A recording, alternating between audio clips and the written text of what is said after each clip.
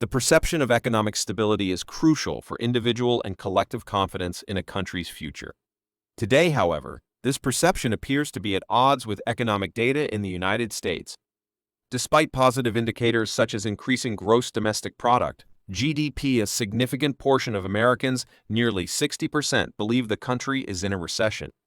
This sentiment, highlighted by a recent Affirm survey, underscores a broader crisis of confidence, fueled by rising costs and the struggle to meet financial obligations. The disconnect between economic metrics and public sentiment has given rise to what some economists describe as a vibecession, where the feeling of financial insecurity is prevalent, despite statistical evidence to the contrary. This raises a critical question. If the economy is statistically thriving, why do so many people feel like they're on the brink of financial disaster? And how does this collective sentiment shape the reality of economic health? The perception gap is the U.S. really in a recession? As the cost of living continues to rise, a growing number of Americans are feeling the financial pinch, leading to widespread belief that the U.S. is in a recession. A recent survey by Affirm found that approximately 3 out of 5 Americans think the country has been in a recession since March of the previous year, with expectations that this downturn could last until mid-2025. This belief persists despite official indicators that the economy is growing, as noted by Vishal Kapoor, Senior Vice President of Product at Affirm, who describes confidence in the U.S. economy as being at a low point. Historical context of U.S. recessions.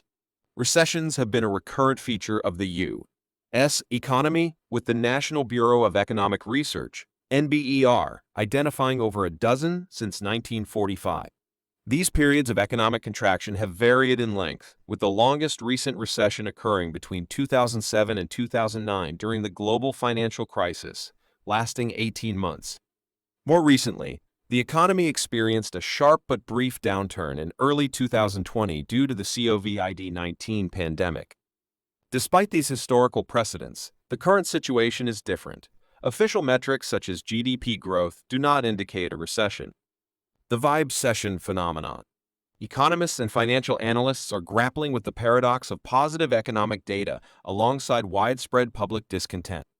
This phenomenon, often referred to as a vibecession, captures the idea that while the economy may not be in a technical recession, people feel as if it is.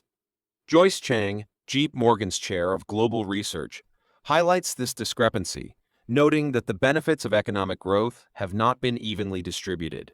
Homeowners and those with substantial financial assets have seen significant wealth gains, while a sizable portion of the population remains excluded from these benefits. Financial strain and the cost of living. One of the main drivers of this sentiment is the rising cost of living.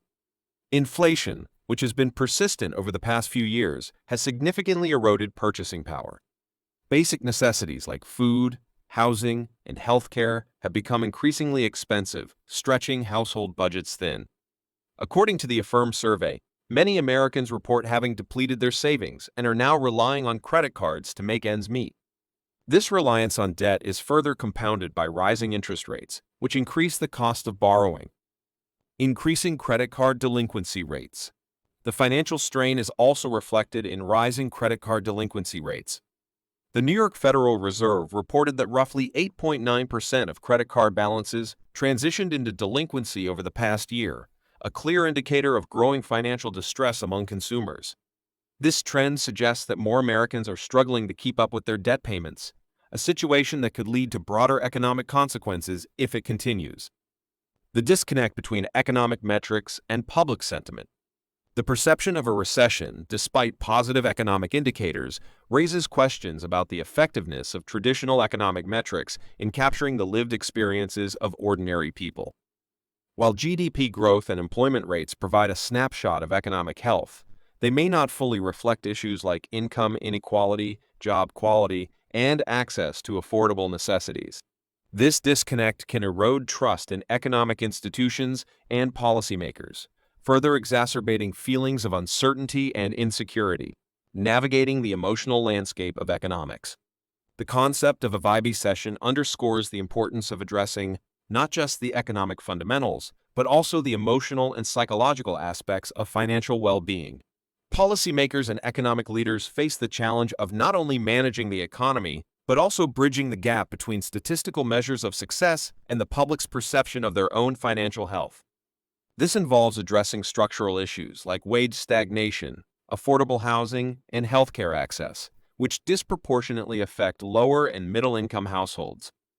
As the U.S. navigates this complex economic landscape, it is crucial to acknowledge and address the underlying issues that contribute to the perception of a recession. While traditional economic indicators suggest growth and stability, the experiences of a significant portion of the population tell a different story, one of financial struggle and insecurity. The question remains, how can we create a more inclusive economic recovery that reflects not just the numbers, but also the well-being of all citizens? In a world where economic indicators often tell a different story than people's lived experiences, how can we better align our policies and practices to ensure a more equitable distribution of wealth and opportunities? Share your thoughts on what changes are needed to address these disparities.